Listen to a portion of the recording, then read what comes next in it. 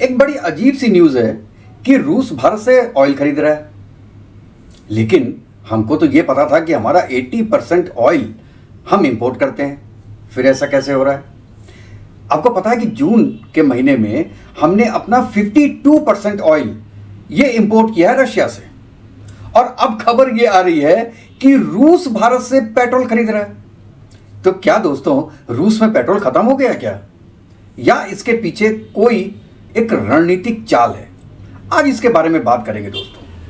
और बात करने के पहले मैं रिक्वेस्ट करता हूं कि जिसने मेरा चैनल सब्सक्राइब नहीं किया है अभी तक, वो प्लीज मेरे चैनल को लाइक कीजिएगा और सब्सक्राइब कीजिएगा। पहले ये जानते हैं दोस्तों कि रूस में हो क्या रहा है।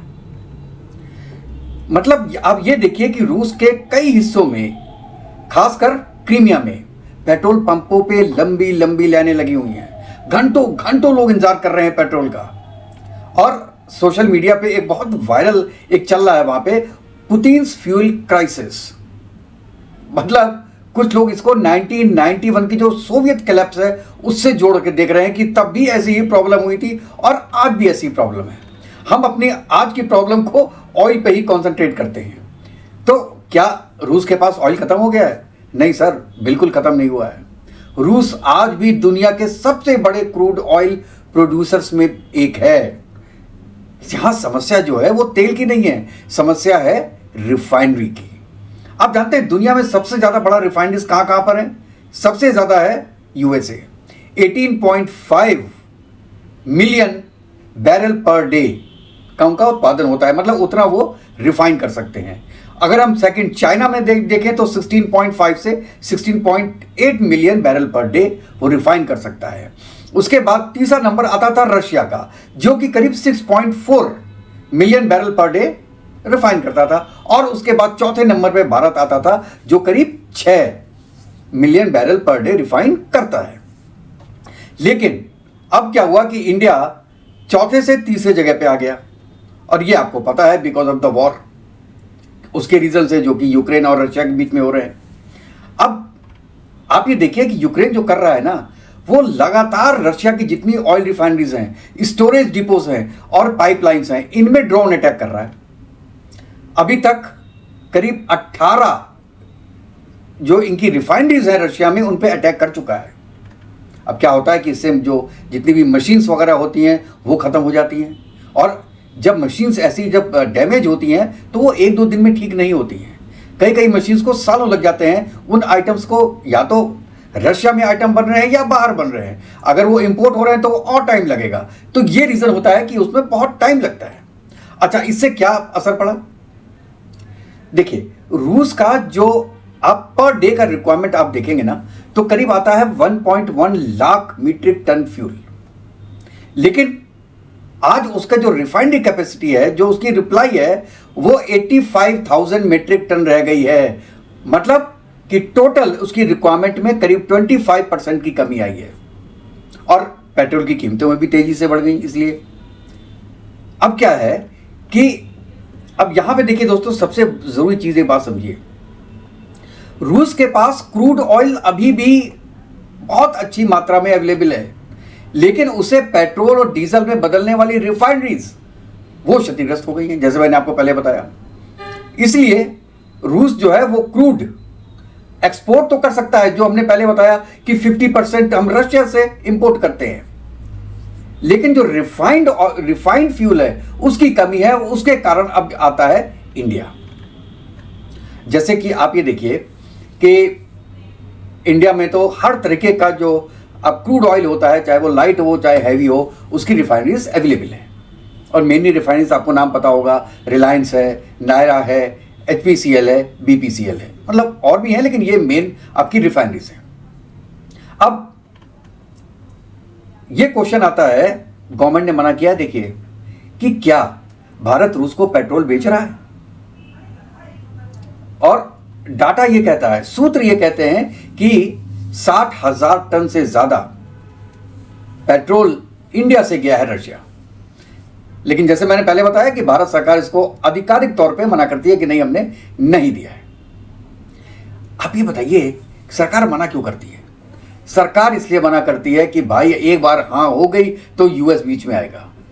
और यूएस उस रिफाइनरीज में जहां से कि एक्सपोर्ट हो रहा है रशिया को, उस पर वो प्रतिबंध लगा सकता है। मेनली आपका नायरा पे वैसे भी लगाया हुआ है, कुछ समय के लिए छूट दी गई थी उसका।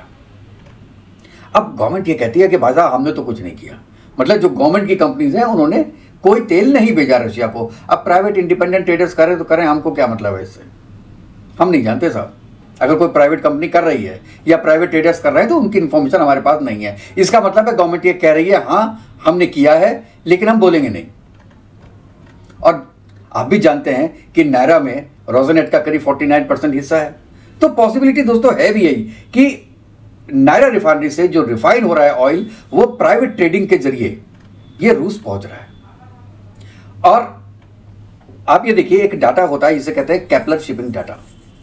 उसके अनुसार जून 2026 में भारत ने ऑन एवरेज करीब 27 लाख बैरल प्रतिदिन क्रूड का इंपोर्ट किया है, और इसमें सबसे ज्यादा बड़ा हिस्सा रूस का था 52%, जैसे मैंने बताया। अब यहां पे आके जो इंडिया की रिक्वायरमेंट है उसको पूरी करके जो एडिशनल है उसको या तो वो रशिया में बेच रहा है, या यूएस में बेच रहा है, या यूरोप में बेच रहा है। और ये इसलिए संभव हो पा रहा है, जैसे कि मैंने आपको बताया कि यूक्रेन बेसिकली रशिया पे कब्जा करना नहीं चाहता, वो रशिया की जो इकोनॉमी है उसको तोड़ना चाहता है। और यहां पे मैं कहता हूं कि पुतिन एक तरीके से थोड़ा बातचीत करने पे आतुर हैं आज के दिन में, और थोड़ा मजबूर भी हो गए हैं, इसलिए कि जो इनका जो क्रीमिया ब्रिज है ना वो तोड़ दिया गया।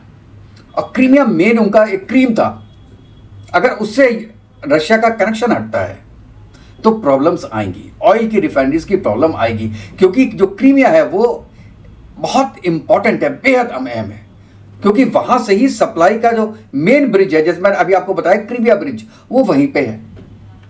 और यूक्रेन लगातार उसी ब्रिज पे हमला करता है, तो उससे जो सप्लाई होती है वो बाधित तो होती है। और अगर किसी दिन सप्लाई पूरी खत्म हो गई और क्रीमिया लगभग अलग पड़ गया तो इसमें प्रॉब्लम और आएगी। और पहली बार पुतिन ने यह माना है कि हां हमारे पास इस समय फ्यूल की क्राइसिस है, और उसकी एक तरीके से सिक्योरिटी यह बताती है कि युद्ध का असर अब रूस के भीतर ही दिखने लगा है। अब हम बात करते हैं आगे क्या हो सकता है। क्या रूस अपनी रिफाइनरीज जल्दी ठीक कर पाएगा, यह हमारे देखने वाली बात होगी।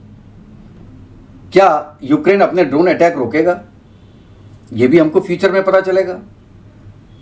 क्या पुतिन और ज़ेलेंस्की दोनों मेज पे आएंगे, बात करेंगे, यह भी बहुत बड़ा क्वेश्चन होगा हमारे सामने। द टाइम विल टेल, क्योंकि अब जरूरत दोनों की है, क्योंकि यह युद्ध अगर लंबा चला तो अगले कुछ महीनों में दोनों देशों के लिए, यूक्रेन हो चाहे रशिया हो, दोनों के लिए प्रॉब्लम खड़ी हो जाएगी। इसलिए यह बहुत ही जरूरी है कि यह लड़ाई खत्म हो और रूस अपनी रिफाइनरीज को ठीक करे, क्योंकि इंडिया कब तक दे रहा है, कब तक आंखें चुरा के दुनिया की वो देता रहेगा पता नहीं।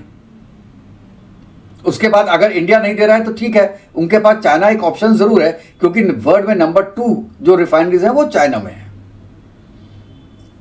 तो ये भी ऑप्शन होगा पुतिन के पास, लेकिन इंडिया का ऑप्शन सबसे अच्छा है, क्योंकि जो आपकी आदान प्रदान हो गई है वो या तो रूबल में होगी या इंडियन रुपीज में होगी। तो ये भी एक बड़ा जिसे कहते हैं पॉजिटिव पॉइंट होगा।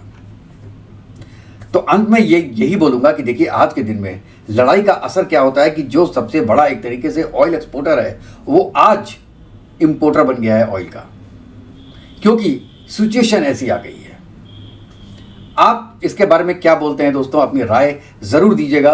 और आप ये कब तक सोचते हैं कि ये वार जो चल रही है ये बहुत जल्दी खत्म होगी, या कब तक खत्म होगी? और दूसरा, ये जो अमेरिका है ये इस वॉर को खत्म होने देगा या नहीं देगा, इसमें अमेरिका के क्या हित शामिल हैं, इसके बारे में दोस्तों अपनी राय जरूर दीजिएगा। तो नेक्स्ट वीडियो में मिलेंगे, तब तक के लिए जय हिंद, जय भारत, वंदे मातरम। खुश रहिएगा दोस्तों, स्वस्थ रहिएगा।